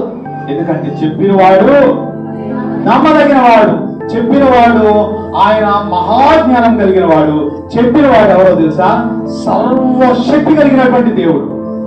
ఆ దేవుడు ఆజ్ఞాపించాడు, ఏమని? కలుగుతుంది. వెంటనే మరి అంది, ఎస్ ఆమేన్. ఏమి తెలియనటువంటి ఒక యవ్వన బిడ్డ. చరిత్రలో అంతమందికి రుజువే లేదు అలా జరిగిందని. కానీ దానికి ముందు మనం చూస్తాం జకరియా దేవుని యొక్క యాజకుడు, ప్రధాన యాజకుడిగా ఉన్నాడు. ఆయన దేవుని సన్నిధిలో ఉన్నాడు. గాబ్రియేలుతో కలుసుకుని, ఇదిగో జకరియా, నీ భార్య గర్భవతి అవుతుంది, ఒక బిడ్డను కంటది. ఆయన దేవుని దృష్టిలో గొప్పవాడు అవుతాడయ్యా, దేవుని పని కోసం బలంగా వాడబడతాడు అని ఆ రక్షకుడు ముందు ఆయన మార్గాన్ని సిద్ధపరిచేవాడుగా ఉంటాడు అని అంటే, ఎలా జరిగింది? మేము ముసలోళ్ళం కదా, నేను ముసలోడిని కదా, నా భార్య ముసలిది కదా అనేసి నో ఎక్స్క్యూజ్. చెప్పాల్సిందంతా చెప్పేశాడు గాబ్రియేలు దూత. షటప్ అన్నాడు. ఎప్పటి వరకు? ఆయన బిడ్డ పుట్టి పేరు పెట్టేంత వరకు only shut up. No words, no speak, no talks, only నీకు అంతే. ఒక యాజకుడు. ఎందుకని చెప్పండి? చెప్పాలి ఎందుకు? yes, it's right. Next. Abraham జీవితంలో yes, that's absolutely right. Next. మీకు ఇది క్విజ్ లాంటిదే, పరీక్ష లాంటిదే. నెక్స్ట్. సరే, నేను మిమ్మల్ని ఒక ప్లేస్ తీసుకెళ్తాను. ఆది కాండము మీరందరూ నాకు చెప్తారు నేను అనుకుంటున్నాను. 20వ అధ్యాయం 21 మొదటి 2 వచనాలు. యెహోవా తాను చెప్పిన ప్రకారము శారాను దర్శించెను. యెహోవా తానిచ్చిన మాట చొప్పున ఏమని చెప్పనమ్మా? అబ్రహాముతో చెప్పిన నిర్ణయ కాలములో శారా గర్భవతి అయి, ఎవరు ముసలితనమందు? అబ్రహాం ముసలితనం, శారాయి ముసలితనమందు అతనికి కుమారుని కనును. అవునట, కుమారుని కన్నారా? ఇస్సాకు కన్నారా? ఇస్సాకు వలనైనటువంటి ఆశీర్వాదాన్ని ఆ దేశాలు మనం చూస్తున్నాం కదా. చెప్పండి, ఎందుకు ఆయన శిక్షించబడ్డాడు జకరయ్య? చెప్పాలి అమ్మా, మీరు కరెక్టే చెప్తున్నారు. ఆ రుజువు ఉంది ఇక్కడ. ఏ రుజువు ఉంది? పిలువబడినటువంటి వ్యక్తిని, ఏర్పరచుకున్నటువంటి వ్యక్తిని దేవుడు ఖచ్చితంగా చెప్పింది వాగ్దానాన్ని జరిగించే వ్యక్తిగా ఉన్నాడు. అది ఎవరి జీవితంలో జరిగించాడు? అబ్రహాము పిలువబడినటువంటి తరానికి, సంతానానికి తండ్రిగా ఉన్నటువంటి అబ్రహాము జీవితంలో జరిగించిన దేవుడు తన యొక్క బిడ్డ అయినటువంటి జకరయ్య, ఎలిజబెత్ కుటుంబంలో వాళ్ళ విషయంలో జరిగించలేడా? జరిగిస్తాడు. ఎందుకని? ఆయనకు అసాధ్యమైనది ఏదైనా ఉన్నదా? దేవదూత అన్నమాట. దేవుడే అన్నాడు కదా, నాకు అసాధ్యమైనది ఏదైనా రుజువు ఉంది. అందుకే దేవుడు అక్కడ శిక్షించాడు. కానీ ఈ కన్య అయినటువంటి మరియ దగ్గర, మరియకి అంతకు ముందు ఇటువంటి ఏమైనా జరిగినట్టు ఉన్నాయా లోకంలో, చరిత్రలో? ఏమీ లేదు. కానీ ఆమె నమ్మిందా లేదా? ఈ మాట చొప్పున నాకు కలుగును గాక. ఎంత శ్రేష్టమని మనం కూడా చెప్పగలవాలి. మనం కూడా పరిస్థితులు చూసి భయపడకూడదు. ఎప్పుడు కూడా చెప్తున్నా, నా అనుభవంతో నేను చెప్తున్నా, పరిస్థితులను చూసి మనం వెన్నడూ భయపడకూడదు. మరింతగా మనం ఏం చేయాలంటే ఆరాధన చేయాలి. మరింతగా ఏం చేయాలంటే దేవునికి దగ్గర అవ్వాలి. మరింతగా ఏంటంటే వాగ్దానం దేవుడిచ్చింది మనం పెట్టి ఆమేన్ చెబుతూ ఉండాలి. అవును కదా? అబ్రహాం ఇంకో పేరు ఉంది, ఏమని? గుడారవాసి. ఏంటంట? గుడారాలు వేస్తా ఉంటాడు, తీస్తా ఉంటాడు. గుడారాలు వేస్తా ఉంటాడు, తీస్తా ఉంటాడు. అవునా కదా? మంచి స్థిరమైన ఇంటిని, 3 అంతస్తుల ఇంటిని వదిలేసి ఇప్పుడు ఏం చేస్తున్నాడు? గుడారాలు వేయటం, గుడారాలు తీయటం. అది కానీ ఆ గుడారం ఉంటుంది. అది చెప్పండి. అబ్రహాం గుడారం ఏముందమ్మా? బలిపీఠం. yes you are right. Abraham గుడారం ఏముంది? బలిపీఠం ఉంది. that's altar of God, that's the presence of God. అవునా కదా? అబ్రహాము 10 సంవత్సరాలు నిరీక్షణ పెట్టుకున్నాడంటే ఓరకనే నిరీక్షణలా లేదు. ఓరకనే అంత బలమైన విశ్వాసం కలిగి లేడు. ఓరకనే ఆయన ఆ విశ్వాసం అడుగులేస్తూ ముందుకు వెళ్ళలేదు. ఎందుకని తెలుసా? ఆయన టెంటలు ఏముందో తెలుసా? ఆల్టర్ ఉంది. ఏముంది? మన టెంటలో మంట ఉంటది, కానీ ఆల్టర్ మీద ఉండదు. మనకు మంట ఎక్కడ ఉంటది? మంట మన శరీరం కోసం, వండి తినే వాటి కోసం ఉంటుంది. ఆల్టర్ ఖచ్చితంగా ఉండాలి. ఆ యొక్క బలిపీఠం మీద ఏమై ఉండాలి? అగ్ని నిత్యము మండించుండాలి. అగ్ని ఆరిపోకూడదు, అగ్ని నిత్యము మండించుండాలంట. అగ్ని ఏంటండి? కదా, మన ప్రార్థన, మన స్తుతి, మన ఆరాధనది, మన సమస్యలకు ఆధారం అది, ఆశ్రయం అది. అసలు మనకి సమస్తాన్ని సమకూర్చేది, దేవుడు వాగ్దానం చేసిన అన్నిటిని మనకి తెచ్చి ఇచ్చేది, మనం నష్టపోయినంతా కూడా సంరక్షించి ఇచ్చేది ఆ యొక్క బలిపీఠం. గృహాల్లో బలిపీఠాలు కట్టుకుంటే మీకు నిరీక్షణ పొదువే ఉండదు. దేవుని వాగ్దానాలకి ఏ పొదువు ఉండదు. అబ్రహాంతో కూడా ఒక వ్యక్తి ఉన్నాడు. ఆ వ్యక్తి పూర్తిగా నాశనం అయిపోయి, నాశనకరమైనటువంటి నాశనపురంలోకి వెళ్ళి మధ్యలో కూర్చున్నాడు. నశించిపోయాడు, శాపగ్రస్తుడైపోయాడు. ఎవరండి? లోతు టెంట్లో ఏమి లేదనంట, బలిపీఠం లేదు. టెంట్ వేస్తాడు, తీస్తాడు, కానీ బలిపీఠాలు కట్టాడు లోతు. అందుకే నాశనం అయిపోయాడు. ఓకేనా? ఇలాగే మనం చూసినప్పుడు ఇస్సాకు అన్నాడు. ఇస్సాకు ఎవరికి సాదృశ్యం అన్నాడు తెలుసా? వాగ్దానం చేయబడినటువంటి రక్షకుడికి, వాగ్దానం చేయబడినటువంటి దేవుని కుమారునికి, దేవుడు వాగ్దానం చేసినటువంటి సింహాసనానికి, రాజుకి సాదృశ్యంగా ఇస్సాకు ఉన్నాడు. ఎలాగనంటే ఇస్సాకు తండ్రికి ఎంతో విధేయత చూపాడు, ఎంతో సమర్పించుకున్నాడు. దేవుడు నీకొక్కడై ఉన్నా నీవు ప్రేమించేటువంటి ఆ ఇస్సాకుని ఆ మొరియా పర్వతం మీద నా కొరకు బలిగా ఇవ్వమనంటే, ఇస్సాకు ఎవరు బిడ్డ? 17 నుంచి 25 సంవత్సరాలు ఉన్నాయి. అలా వెళ్ళాడు. డాడీ ఏంటి, ఏది బలిపరచు అంటే, బిడ్డ గాడ్ విల్ టేక్ కేర్. ఏమంటా? యెహోవా ఈయనే, దేవుడే చూసుకుంటాడు పద అంటే, ఆ కట్టెల వైపేసుకుని అంత పైకెక్కి ఏం చేశాడు? తండ్రి మొత్తం పేరుస్తుంటే హెల్ప్ చేశాడు. డాడీ వెరీ ల్యామ్ అంటే, యు ఆర్ ద ల్యామ్ బేటా అంటే, ఓ డాడీ ప్రైజ్ గాడ్ అన్నాడు. 2 చేతులు ఏం చేశాడు? దేవుడు పండుకున్నాడు. కానీ అబ్రహాం కత్తి లేపినప్పుడు దేవుడు అన్నాడు, అబ్రహామా నేను నీ కొడుకును కోరట్లేదు, నువ్వు మొదటే ఇచ్చేసావు. ఎక్కడ ఇచ్చేసావు? 3 రోజులకు ఒక ఇంటిలోనే నాకు ఇచ్చావు. ప్రతి అడుగు అర్పించుకుంటూనే మర్యాదకు వచ్చావు. ఇంకా బలిపీఠ మీద ఏమనిపిస్తావు? తీసేసుకో, నీ కొడుకుని ఇచ్చాను అన్నాడు. అదేంటది? పునరుత్థానం. అర్థమవుతుందా? ఏంటది? పునరుత్థానం. అంటే ఇస్సాకు విధేయతకి, ఇస్సాకు పునరుత్థానానికి సూచనగా ఉన్నాడు. యేసుక్రీస్తు కూడా ఏం చేశాడనంట? తను పిలిచినటువంటి తండ్రికి ఎంతో విధేయుడు, ఎంతో సమర్పణ గలవాడు. తండ్రి అన్నాడు ఏదైనా తోటలో, ఎంతో ఆయన రక్తం చెమట బిందువులుగా కక్కుతూ ఉంటే నువ్వు సిలువెక్కాలంటే okay father, as you wish, according your will, నేను వెళ్తున్నాను సిలువకు అన్నాడు. సిలువలో ఏమన్నాడంటే ఇట్స్ ఫినిష్. నా తండ్రి ఏదైతే నాకు చెప్పాడో అదంతా కూడా సమాప్తి చేశాను అన్నాడు. ఇసాకు ఎవరికి సాదృశ్యం అన్నాడు? యేసుక్రీస్తు ప్రభువుకి సాదృశ్యం అన్నాడు. ఉడికిపోయినటువంటి గర్భంలో వాగ్దాన పుత్రుడిగా వచ్చాడు. ఆ గర్భానికి శక్తినిచ్చింది ఎవరనండి? ఆ గర్భానికి శక్తినిచ్చింది దేవుడే. ఇది దేవుని యొక్క శక్తి, దేవుని యొక్క రిజరక్షన్ పవరే. పునరుత్థాన శక్తి ఏం చేసింది? అబ్రహాము యొక్క శరీరానికి బలాన్ని ఇచ్చింది. ఉడికినటువంటి శారా గర్భానికి శక్తినిచ్చింది. ఆ వాగ్దాన పుత్రుడిని తీసుకొచ్చింది. ఇది దేవుడి వలన అయింది, అది ఆమెలో నుంచి వచ్చింది. ఇది ఆదిలో చేసిన దేవుడు వాగ్దానం అన్నాడా? ఆమె యొక్క సంతానం అన్నాడు. ఆమె సంతానాన్ని ఇస్సాకుగా దేవుడు తీసుకొచ్చి అక్కడ నుంచి దేవుడు ఎక్కడ తీసుకెళ్తున్నాడు తెలుసా? తర్వాత ఏమన్నాడు? మనం మత్తయి సువార్త 1:1 మనం చూస్తే, దావీదు కుమారుడైన క్రీస్తు వంశావళి. తర్వాత ఇంకొక మాట చదువుదాం, నేను గుర్తు చేస్తున్నాను. 6వ వచనం, దావీదు కనడు. తర్వాత యెషయి 11:1, యెషయి 11:1, యెషయి మొదలు నుండి చిగురు పుట్టును, వాని వేరుల నుండి అంకురము ఎదిగి ఫలించును. ఆమె. ఇక్కడ 3 వచనాలు చదివాం. ఈ యొక్క యేసుక్రీస్తు ఎవరై ఉన్నాడు? దావీదు కుమారుడై ఉన్నాడు. Son of David.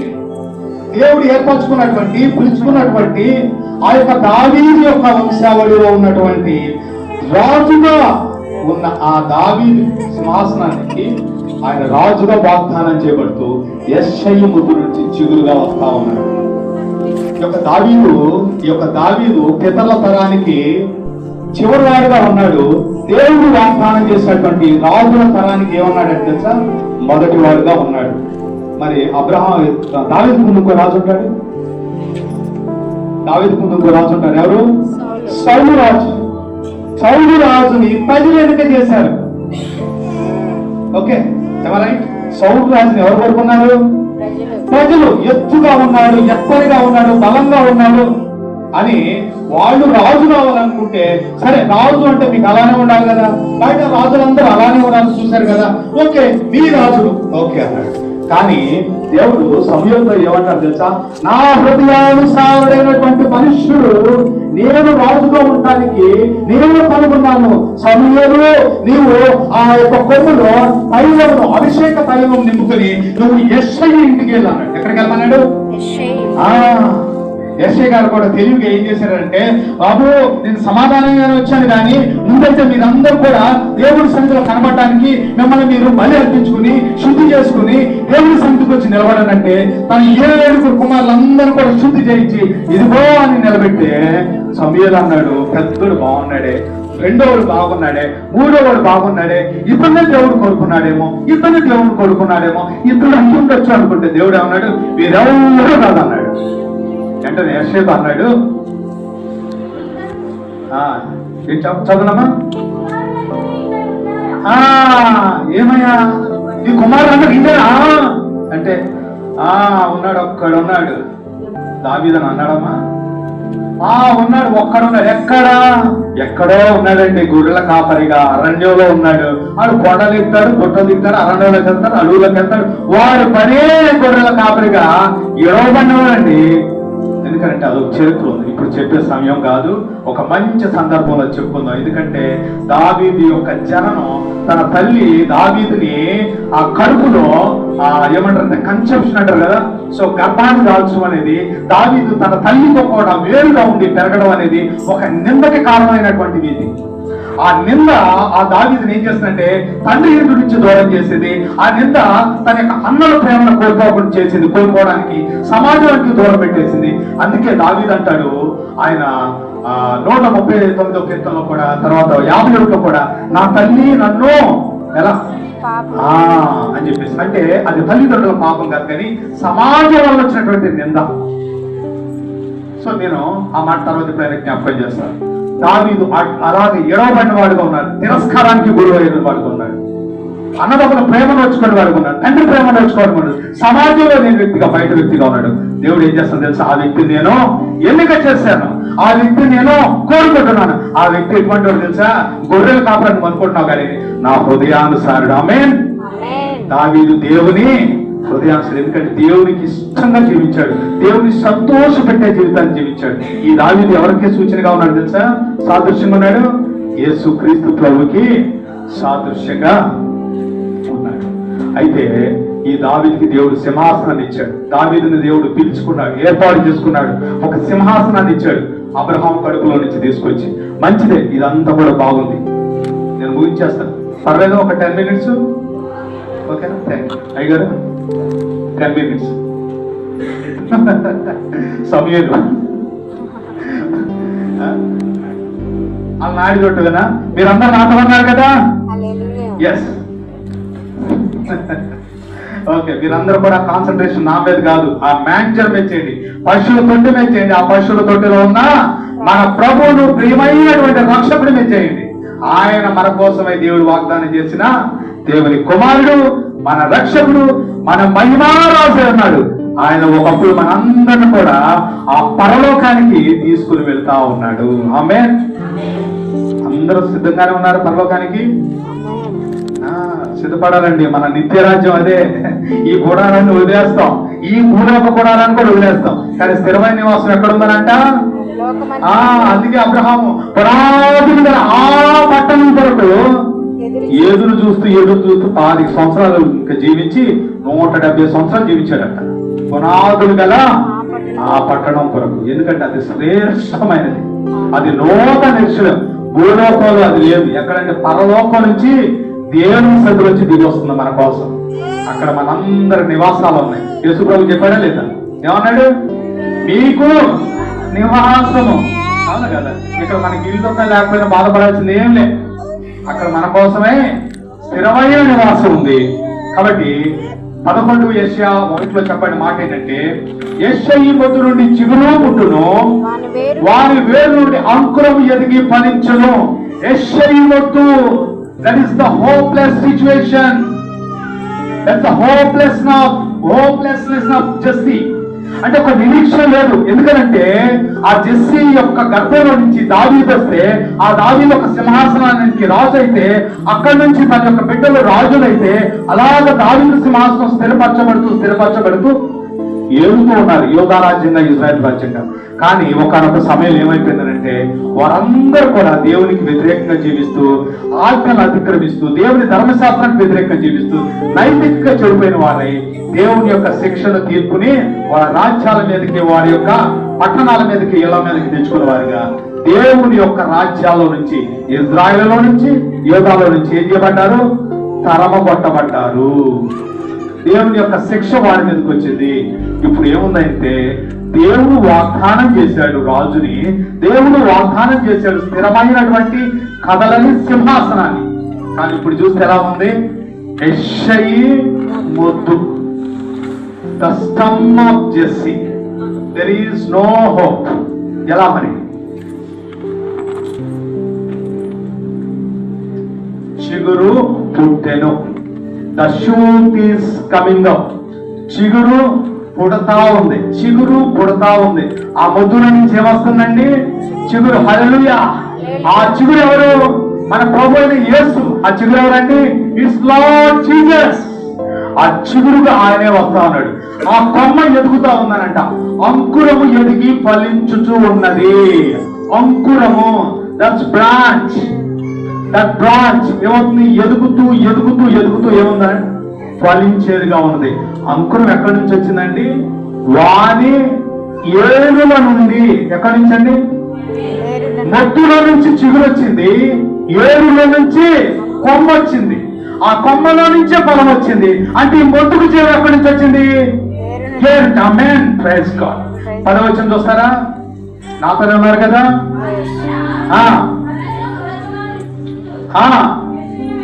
యేషయి వేరు చిగురు వద్ద జనములు విచారణ చేయును. వెర్షయి ఏరు చిగురునొద్ద జనములు. ఎక్కడున్నారు జనాలు? యేషయి ఏరు చిగురు అంటే ఎవరిదని? ప్రభు యేసుక్రీస్తు సింహాసనం, ఆయన యొక్క సన్నిధి, ఆయన యొక్క రక్షణ, ఆయన యొక్క ఆశ్రయం, ఆయన యొక్క భద్రత, ఆయన విమోచన, ఆయన రక్షణ, ఆయన పాపక్షమాపణ, ఆయన నిత్య జీవానికి ద్వారంగా ఉన్నటువంటి ఆయన సింహాసనం దగ్గర, ఆయన సన్నిధిలో ఈ వాగ్దానం చేయబడినటువంటి ప్రజలందరూ, పిలువబడినటువంటి ప్రజలందరూ, ఆయన నామంలోనికి శ్వాసం ఇచ్చిన వారందరూ కూడా నిలబడుతూ ఉన్నారు. ఎందుకు? ఆయన వేరు నుంచి వచ్చినటువంటి కొమ్మగా, ఫలించని కొమ్మగా ఉన్నాడు. అంటే ఆ జీవం ఎక్కడి నుంచి వచ్చిందనండి? ఆ ముద్దుకి ఆ వేరు ఏంటి? ప్రభువైన యేసుక్రీస్తు యొక్క జీవం. ఎవరి జీవం అది? It's the God's life, it's the promise life. ఆ లైఫ్ ఎక్కడ ప్రామిస్ చేశాడు? ఏదేని తోటలో 3వ అధ్యాయం 17వ వచనంలో ప్రామిస్ చేశాడు. హోప్లెస్ సిచ్యువేషన్ లో ఆయన గ్రేసియస్ ప్రామిస్ చేశాడు. అవును కదా? నిరీక్షణ లేని సమయంలో మహిమతో కృపతో నిండినటువంటి వాగ్దానం చేశాడు. ఆ వాగ్దానంలో నుంచే వచ్చింది ఆ పిలువబడినటువంటి తరం, అది అబ్రహాము తరం. ఆ తరంలో ఉన్నటువంటి ఆ ముసలి వాళ్ళ యొక్క ఆ గర్భము ఉడికిపోగా, ధర్మము నిలిచిపోగా, ఆ యొక్క గర్భానికి శక్తిని ఇచ్చిన వాడు ఇప్పుడు ఏం చేశాడు తెలుసా? ఈ యొక్క రాజ్యంలోనికి, ఈ సింహాసనం మీదకి రాజులు కూర్చొని పెట్టడానికి ఎటువంటి హోప్ లేనప్పుడు వీళ్ళంతా కూడా బబులోను దేశానికి, సిరియా దేశానికి, పర్షియా దేశానికి తరబడుతూ ఉంటే, నిరీక్షణ లేకుండా ఉంటే, అంధకారంతో ఉంటే వాగ్దానం చేశాడు ఒక రాజుని. ఎక్కడి నుంచి? ఆ యెషయి యొక్క మొద్దు చిగురు ఆ వేరులో నుంచి జీవంగా వచ్చింది. ఆమేన్.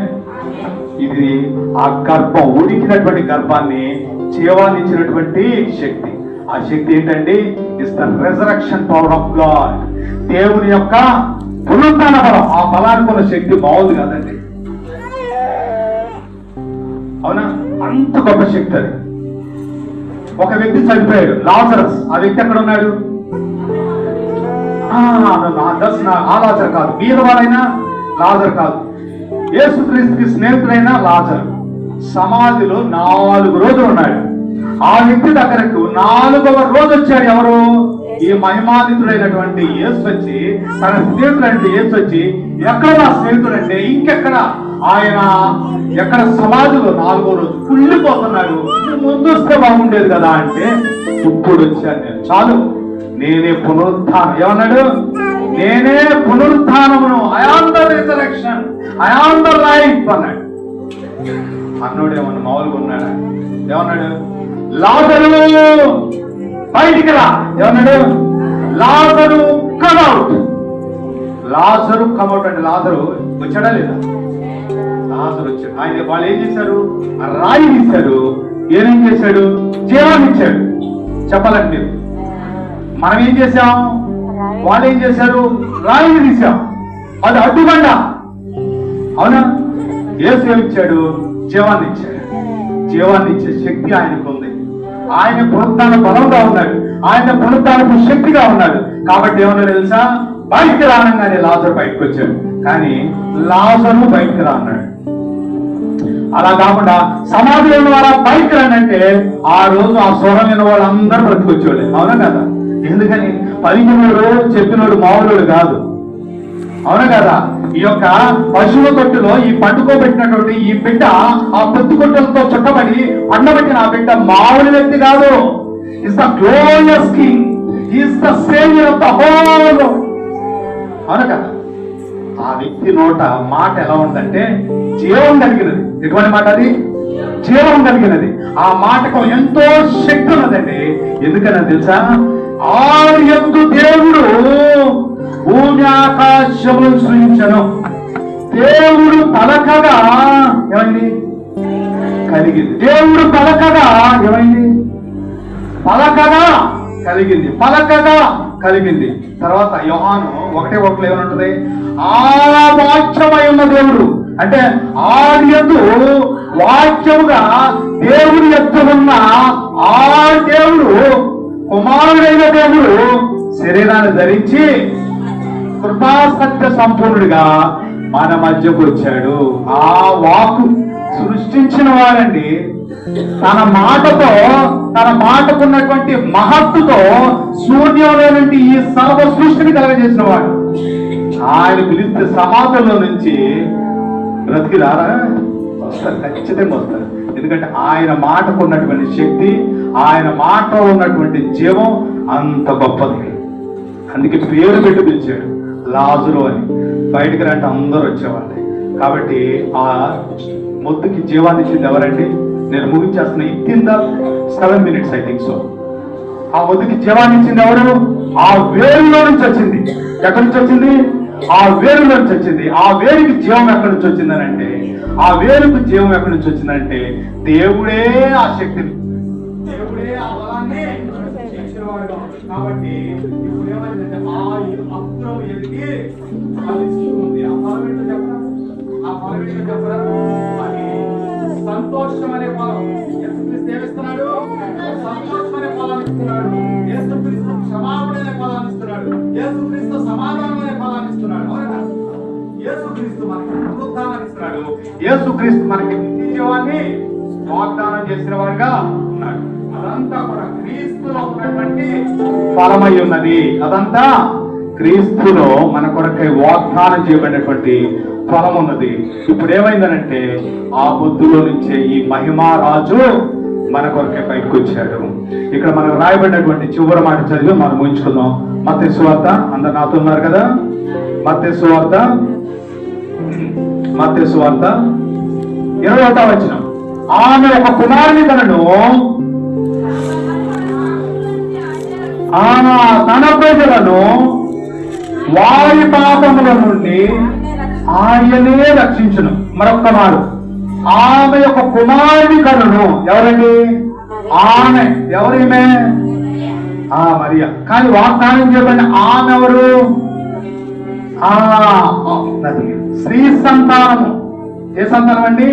స్త్రీ సంతానం. గల్తీ పత్రిక మీరేం చదవద్దు. గల్తీ పత్రిక 4వ అధ్యాయం 4వ వచనంలో 5వ వచనం రాయబడింది. ఆ స్త్రీ సంతానము ఆయన వాగ్దానం చెప్పిన వాడై రక్షకుడుగా ఆయన ఈ భూలోకానికి దేవుని యొక్క సంపూర్ణమైనటువంటి సమయంలో వచ్చాడు. ఎలా వచ్చాడు తెలుసా? దావీదు యొక్క వేరు చిగురుగా వచ్చాడంట. ఇర్మియా గ్రంథం 23:5వ వచనం రాయబడి ఉంటుంది. జకర్యా 3:8లో రాయబడి ఉంటుంది. రాసుకోండి, కానీ చదువుదు, సమయం తక్కువగా ఉంది.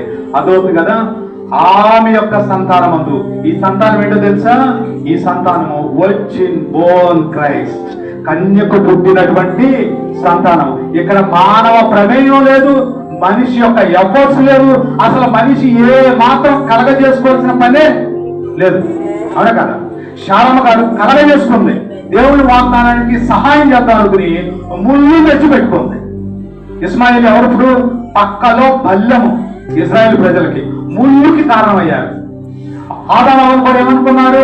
అమ్మో, దేవుడు మనం శిక్షిస్తాడేమో, మనకు బట్టలు ఇస్తాడో లేదో, మనకి ఏమైనా పేరు చేస్తాడో లేదో, మనం విడిపిస్తాడో లేదో మనకు తెలియదు. కానీ మనం ఏం చేద్దాం అంటే పచ్చని ఆకుల్ని కచ్చడాలుగా కప్పుకుని దాక్కుందాం అనుకున్నారు.